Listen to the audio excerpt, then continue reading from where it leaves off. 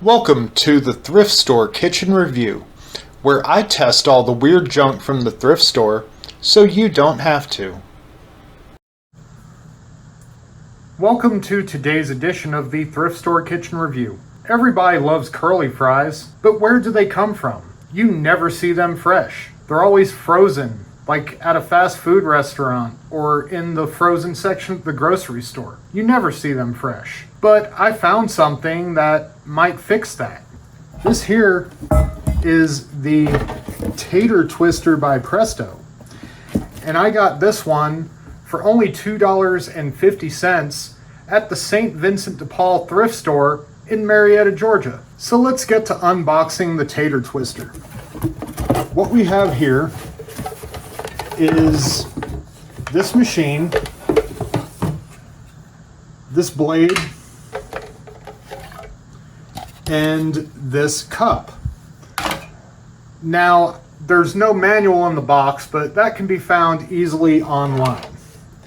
Basically, what we do here is we get a potato, we put it on this little mounted gear thing down in the bottom, and then we have the cup with the blade, and the blades can easily be changed out. One is for cutting fries, and the other is cutting spiral potatoes. Basically, you take the cup, you mount it on top of the potato, you turn it on, this little motor spins the gear, which spins the potato, and it cuts the fries or the spiral. So I'm going to get this cleaned up. I'm going to get some potatoes, and we're going to try it out. I've gone ahead and gotten the Tater Twister cleaned up. So according to the manual online, I'm supposed to take the potato. Now, you don't have to do it with the skin on. You can peel it if you wish, and put it on this little gear right here in enough to get the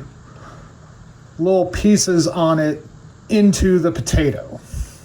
Then you take the cutting bowl and you hold it on top with your hand. Then you turn it on and you push it down as it spins, and it's supposed to cut fries. So let's give it a whirl.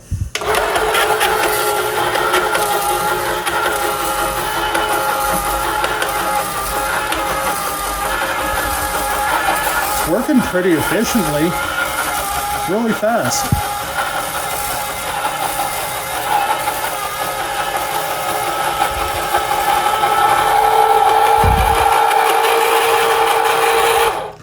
Okay, it's all the way to the bottom. Let's see how our fries look. They look pretty good. Put some in here. Go ahead and take the bottom of the potato off the gear. And let's go ahead and do a second potato. The potato is mounted. Put the bowl in, turn it on. That's not good.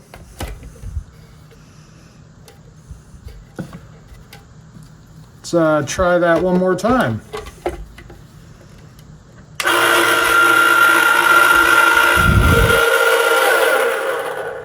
Worked great at first.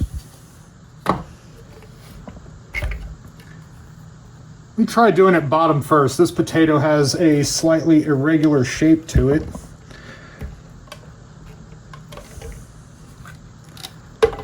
Try this again. The first one worked great.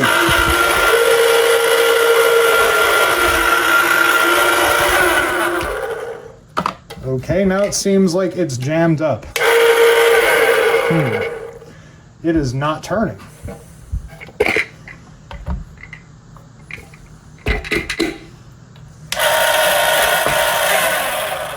That is not good. It is not turning at all anymore. I was hoping to do way more with this thing, but it doesn't seem to work. Even when I take the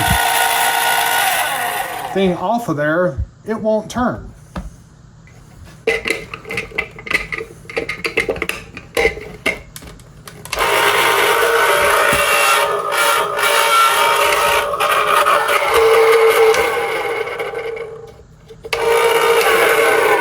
Got spin some by hand.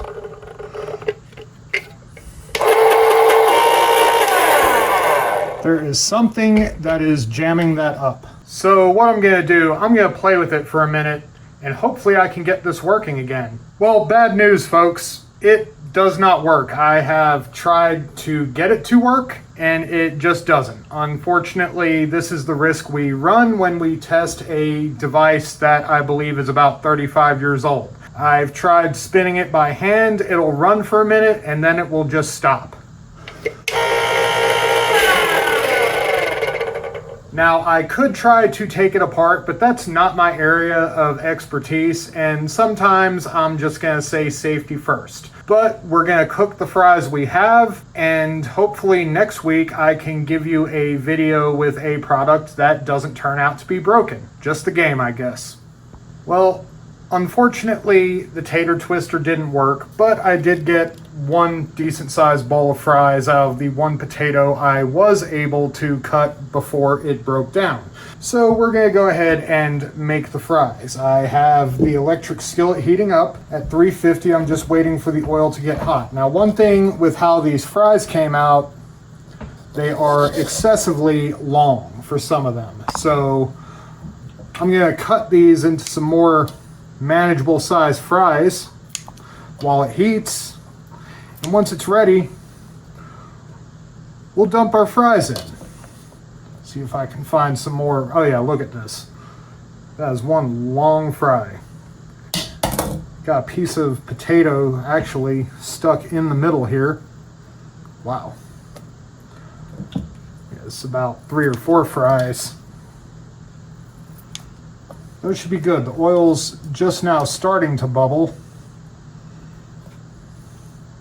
Probably cut this one too.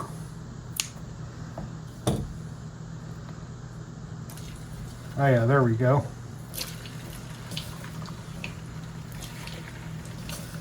Got all these fries in there.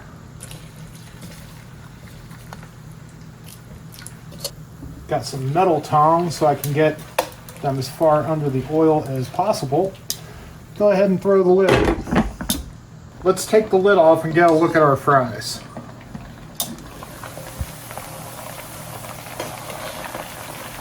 Kind of flip them a bit. Wish I had a regular fryer, but I don't eat a lot of fried food, so I just don't have one on hand. Close that, put this down. Now, I really had some creative ideas for the tater twister that unfortunately I was not able to try. I wanted to find out, will it glizz? But unfortunately it didn't work. So just in the spirit of what I usually do, I throw a hot dog in here too. Fry that up. Time to do another check on the food.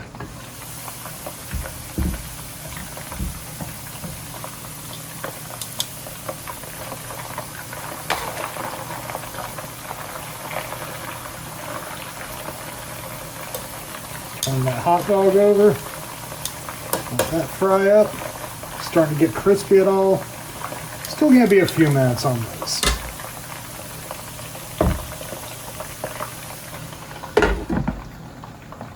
Time for another check. I went ahead and got the other cutting board out, so at least there's somewhere safer than the tabletop to put that lid. See how that hot dog's looking. Oh yeah. Turn that over. That's getting nice and brown. How are these fries looking? Like them nice and crispy. Starting to get some color on them. They should be done relatively soon. That hot dog is done. It is splitting. Go ahead and put in the bowl I had set aside for the fries. Let the grease get off of that for a minute. Let these fries cook a little longer. This hot dog is most definitely done. So we go ahead and put it on the bun. I'm gonna take a bite. Not bad. I've never knowingly eaten a fried hot dog before. I might have had one that was fried, didn't know it, but it comes out quite good that way. The fries are starting to look like they are about done. So we go ahead and pull one out.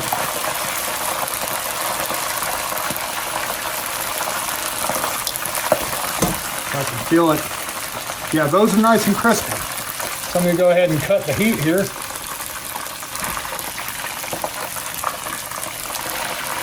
And carefully pull the fries out.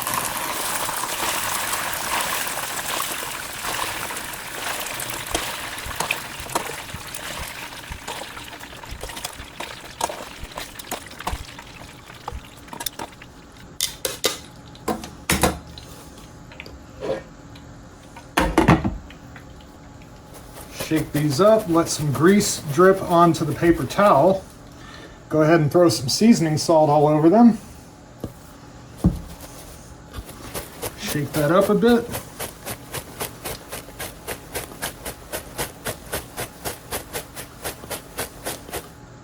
Let me try one.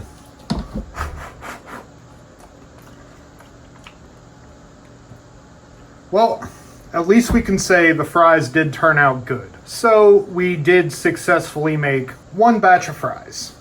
I wanted to make more, but unfortunately circumstances dictated otherwise. So what is my final verdict on the Tater Twister? Well, honestly, the fact that it did break down, I can't really hold as an indictment against the product. Nor do I believe the issue was the actual age of the product.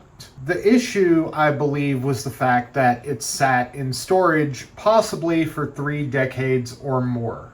These machines are built and lubricated at the factory, and if they aren't used for extremely long periods of time, that lubricant dries out and hardens up. That's what I believed occurred here. Now, even though we were only able to cut one potato, it did cut the potato very well and very efficiently. Personally, if I ever find another one of these, I am going to buy it and I am going to do the full test video that I had planned. If it had worked, I honestly believe that it's a good device. It takes a task and it makes it very easy. Well, thanks for joining us on today's edition of the Thrift Store Kitchen Review. Be sure to subscribe, follow us on the Facebook, linked in the description below, tell your friends about us, drop us a line down there in the comments section.